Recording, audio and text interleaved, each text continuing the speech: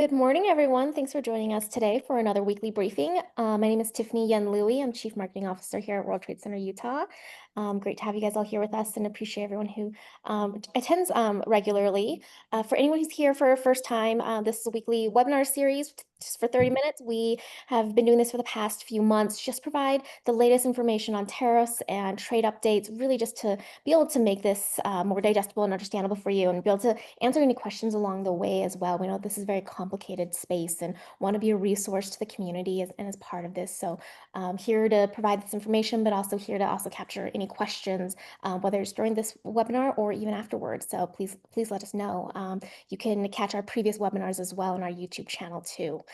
Today, we're going to have two of my colleagues actually presenting. We have Ben, who is going to provide an update on our tariff dashboard. And then we have Wayne Coleman, who oversees the FTZ for Utah. And he's an administrator for us and has been great at really understanding how to help businesses navigate some few things, especially around HTC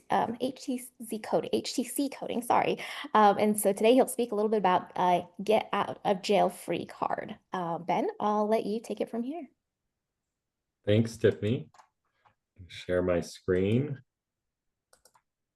So I'm sure all of you by now know our dashboard well, but in case you don't, you can go see all of these updates anytime at wtcutah.com/tariffs. We've got a link to our webinar, so you can send it to others from this page as well for these weekly updates. And it has a nice little where to start section if you're wondering what are the things that you should be looking on as a business. But the bulk of what we're here to talk about is the tariff update. So we organize on our dashboard every day, basically, any new update on tariffs that come through. So I'm going to go through a few of these. We created a new one here at the top to start to track congressional actions, because we've got a lot starting to brew up quite literally for Congress. One of those things being coffee. So Congress is starting to push back on tariffs, but just for coffee. So there was an announcement this morning that Congress is pushing back on all tariffs on coffee. We don't know how that's going to go. It's not even in bill form yet that I've seen. So it was just an announcement. But there was another item this week in terms of, there is, and it's related to coffee, but more about Brazil pushback on some of the executive order on the tariffs on Brazil. That ultimately did not succeed, but it was some congressional pushback that narrowly failed in its effort. So the procedural measure as well to allow the president, so when you work in the House, there are rules that you have to abide by. Some of those procedural rules basically allow keep Congress from getting too intervened in terms of like pushing back on some of these tariffs. So the Rules Committee passed out of their committee the set of rules that would continue to allow the president to have his authority in terms of not pushing back with additional bills that will make it out of committee to prevent the president to do this. So we're going to start to track these. I know it can be confusing, but we'll be clear on, there's something to really pay close attention to when those things come up, like there is for the Supreme Court cases. So not to go back to Government 101, but you have the three branches that are really going to come back and potentially provide relief. The executive, which is actually imposing these, so you're probably not going to get too much relief there. The legislative, which we just talked about, and then the judicial. So the courts are, we heard this week that they have set the oral argument date for November 5th. So mark your calendar. This is when the oral arguments will be for the consolidated cases for BOS and Learning Resources, Inc. So these two cases were picked up, merged, and scheduled for the Supreme Court on November 5th. So that's a big development there. That is something, I know we'll all be tuned into to understand what the implications are, what the arguments are, and what that's going to look like in terms of timeline moving forward. So something to track there. We also saw many of you are likely doing some business in India. There are two tariffs on IEEPA tariffs on India, one for the baseline 25%, and another 25% for oil. We heard from India that there's some speculation that this may go away in November. We haven't heard anything from the White House on this, or I haven't seen anything yet, but there's something rolling around saying like, okay, well, maybe this won't be around past November. So something to keep an eye on as this develops as well. And as those updates become available, we'll let everyone know. But the big one, the biggest update of the week, I would say, is this one right here. So the USMCA, which is the free trade agreement between Canada and Mexico, and is creating an environment for one of the safest areas to do trade right now, is up for renegotiation. The date for engagement on that is for the joint review is July 1st, but USTR just opened up public comment. So this is important because if there are trade barriers or considerations that the federal government should be thinking about for USMCA, this is a place to get the comment in. And it's open until November 3rd. So it's a little bit longer than some of the other timelines we've had.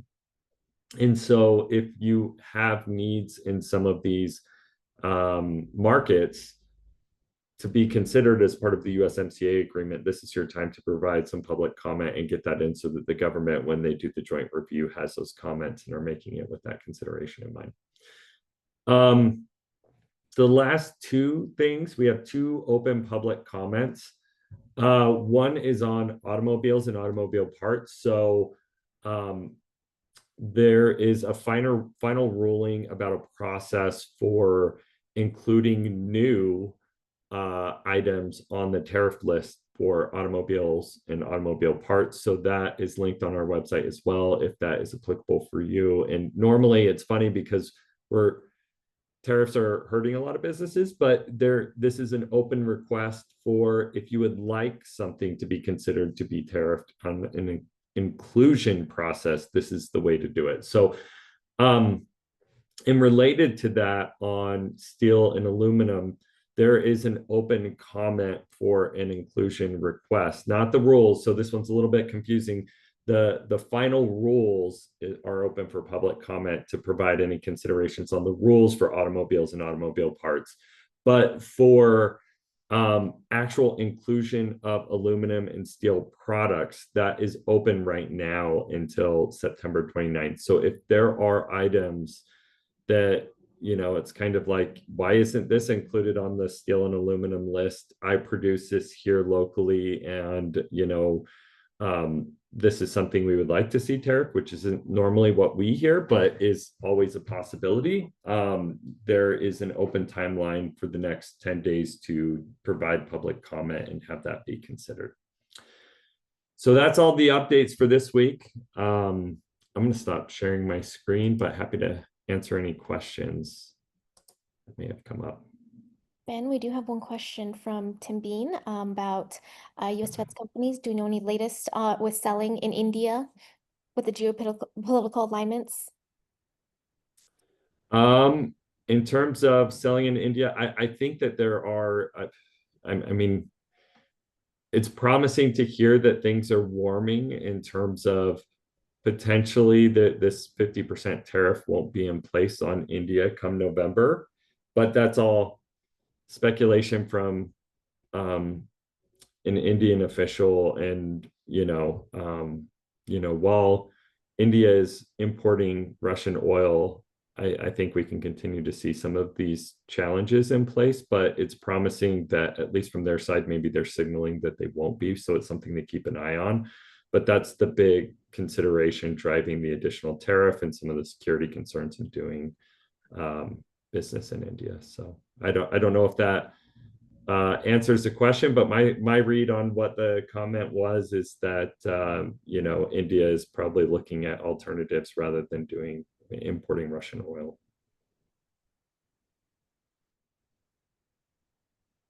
Right? Oh, Tiffany, you're on mute. Go ahead and continue asking questions. If you guys have any, we'll move over to Wayne, and then we'll catch up on questions afterwards too. Hey, good morning, everybody. Today I'm going to talk about customs rulings and what you can do to protect yourself if you're an importer. So make sure I'm sharing my screen. Are we there? Okay. So I'm the administrator of FTZ 30 here at WTC Utah. And today we're going to talk about something that is probably less known, but it is out there. I call it the get out of jail free card. It's CBP customs ruling request. If you're currently importing and you are unsure as to what HTS code you should be using, and there's some confusion, you can reach out to CBP and get a customs ruling. These are good, and I call them a get out of jail free card because a lot of times companies import for a long period of time, and then they might get a letter from CBP saying, hey, we were taking a look at what you've been importing for the past 18 months, 24 months, and we've noticed that the HTS code that you're using is incorrect for what you're importing. So we've determined that instead of paying 3% duty like you've been doing, you owe 7% duty. And so you're potentially looking at hundreds of thousands of dollars in additional tariffs that need to be paid. And it's basically a demand letter from CBP. One way to hedge this off is, and I advise a lot of clients to do this over the years, and it's been successful, is to, if you're unsure, because a lot of people rely on their brokers to do the assignment of the HTS codes. That can be tricky because while brokers, part of being a broker and taking the broker's test is learning how to classify merchandise, you're the one that's ultimately responsible on an entry, or in the case of a foreign trade zone, an admission of what comes into the country in your shipment. So while they may fill out the paperwork and submit it to customs for you, because that's customs house brokerage business, you are the bottom line responsible party. So it's always good to be sure.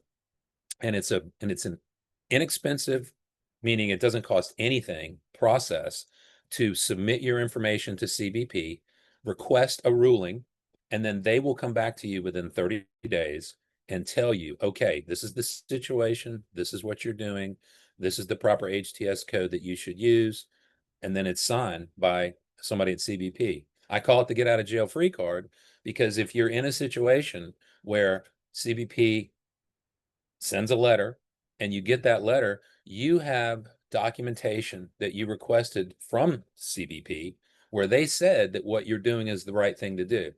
99 times out of 100, that will quash the demand letter, and then everybody is set straight because of the previous ruling.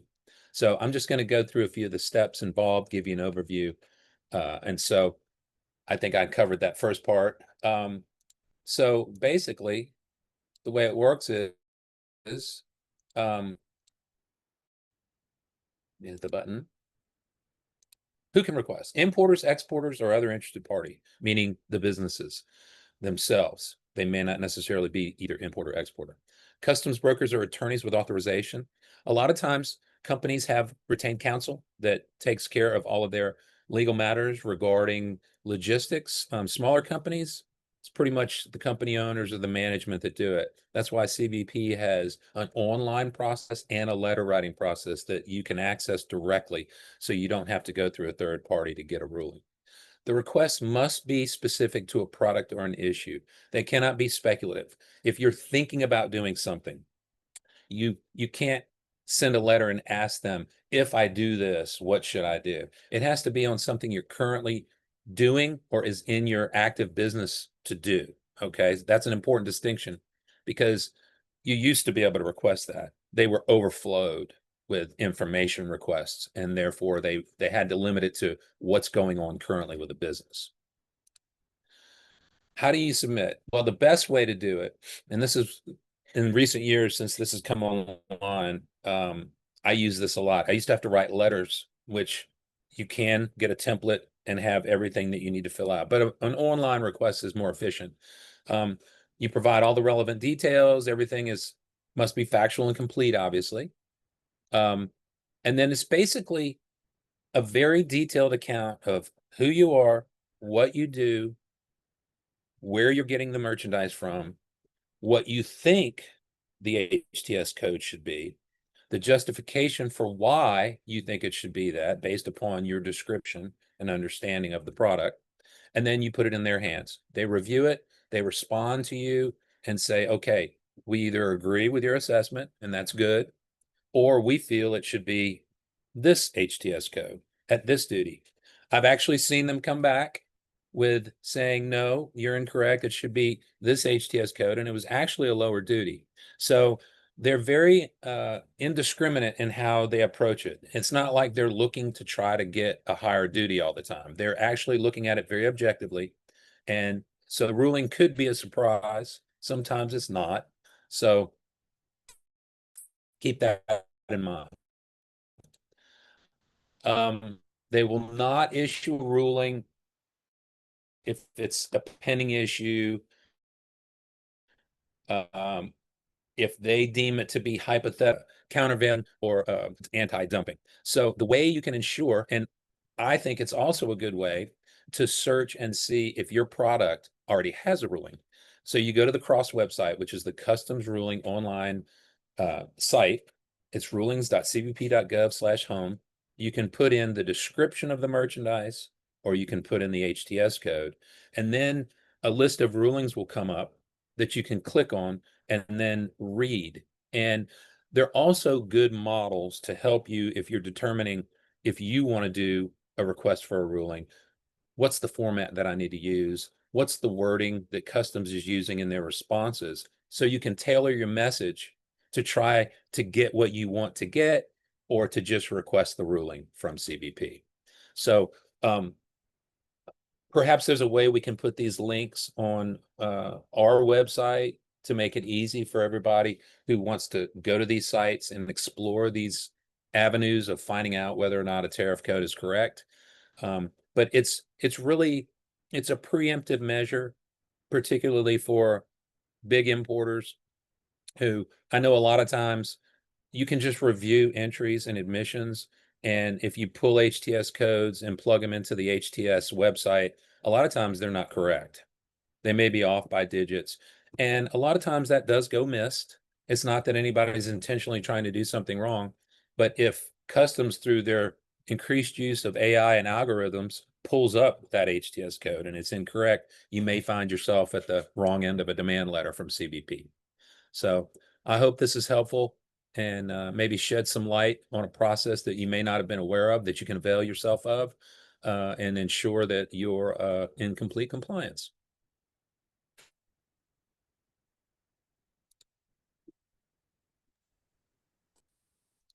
Thanks, Wayne. We do have one question that's come in. Are these customs rulings from CBP final, or is there an appeal process to it? The appeal process is basically you responding as to why you don't think it's right. And then typically the next response from CBP is final.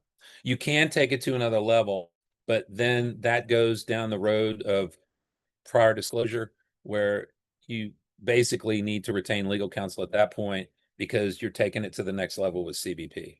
I have seen times where people do appeal the process by just basically objecting to the ruling, and then CBP either gives a more detailed explanation, or in the rare occasions that I've seen, they do actually say, okay, that was a compelling argument, should have been in the first request, but we see it your way now, and the ruling is rescinded and you get a ruling that backs up your position. But most of the time, it's pretty straightforward. I always recommend to refer to the CROSS system first, to look up the previous rulings, to make sure that you're not the 18th guy trying to get a ruling that was denied 18 times previous. And at the same time, you may find that your request is approved many times over. So that's always a good indicator as to what the outcome is going to be. That's great. It looks like we even have participants helping participants in the chat right now. So this is great. Wayne, I wonder if you could put some context around this for the group and the viewers in terms of where we're at now with tariffs, and specifically why this is so important. Wow. Yeah. We're in this continually evolving, swirling chaos of tariffs because what we're striving for from a business community perspective is continuity, consistency. It's very hard to make decisions in an environment like this, in particular when you're an importer, when the tariff landscape is constantly changing. And I find that this ability to get some sort of consistency from CBP, because I was at the NAFTZ conference this week, Monday, Tuesday, Wednesday, and CBP was there. They had a deputy director there. The port director of Kansas City was there, which is a very big port with a lot of activity. And so we got a lot of perspective from CBP's point of view. They're feeling the same confusion because they're the ones that get the executive orders or whatever the latest proclamation is. It comes to them and it's their duty to enforce it. And they have to implement within 24 hours in most cases. So they actually welcome the input. They would rather work with importers to try to understand this because in a lot of cases, they're struggling as well. And if you can do something that can codify it officially, like a rulings request, it actually helps them because then they can refer back and say, okay, we got a ruling from a higher level of CBP that states this is the case. So I think that it is something that more importers, if they knew about it, they should avail themselves of the process so that they can clarify, at least get some sort of stability. And it may not last very long because you might get that stable reply and then something changes. But the point is you have something that you can hold to so that at least you've made the effort with CBP to try to make sure you're doing something correctly so that if later on there's an issue, you've done the right thing. When you're dealing with CBP, the number one thing to remember is it's always better to disclose than it is to conceal. You know, what I've noticed over the years is people look at CBP in the process and they say, you know, there's only a 5% chance that, you know, they're going to discover this error. So we're not going to correct it and spend the money to do what we need to do to correct it. But times have changed. We're in the year of 2025 where all we hear about is AI and algorithms and how it's used. And CBP is very much involved using algorithms. It's how they track shipments, they track the security of shipments.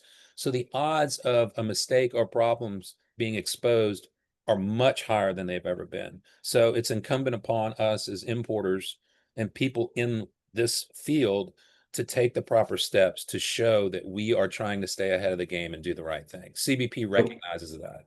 So Wayne, if I'm a company and I'm now doing an operation that I'm like, shoot, I don't know if I want to notify customs because maybe it's 50-50. Say the ruling is not in my favor. What happens to all the importing I've done in the past? That's a good question. That rarely does happen. And so if that's the case, that's where the prior disclosure process comes in.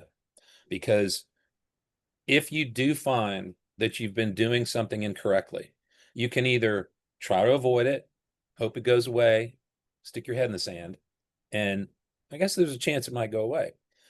But in particular, if you file the prior disclosure, now nobody's going to tell you if you do that and then they say, oh, no, wrong HTS code, you should have been paying this duty. It's always good to do a prior disclosure because that's where you're coming forward before CBP finds out and you say, look, we've got this problem. We've been doing it this way. We feel that it's incorrect. And then the CBP will work with you. They'll mitigate a lot of the past due balance. There typically aren't fines that you might have to pay. And so even though it seems like it's going to be a more involved, I've got to get a lawyer involved that's specialized in prior disclosures. It's always the better course of action.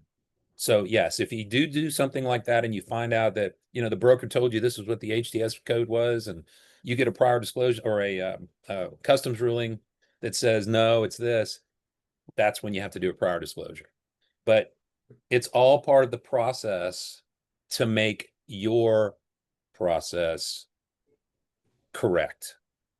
So sometimes it can get a little expensive, but you can either pay this amount or try to avoid it, and then it comes up later and you didn't do a prior disclosure and it costs a whole lot more.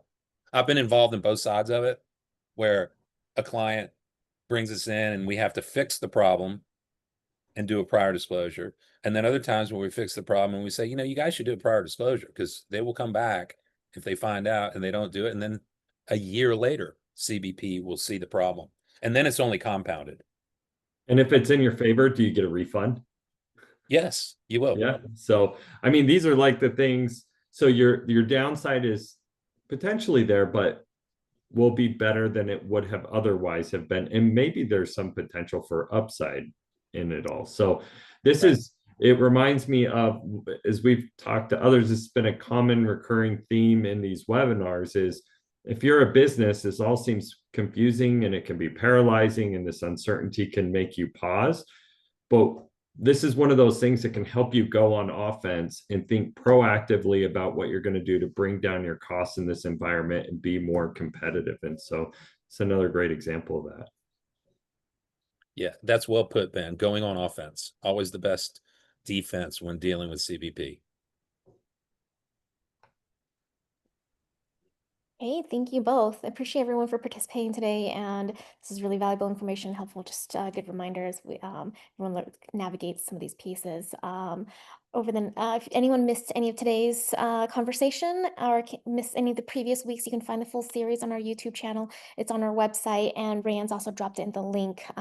Any questions come up or you guys want to dive into more questions and get more details, just feel free to email us at info@wtcutah.com. And then please keep in touch. Watch for our communication channels, our website, sign up for our newsletter to stay up to date on more of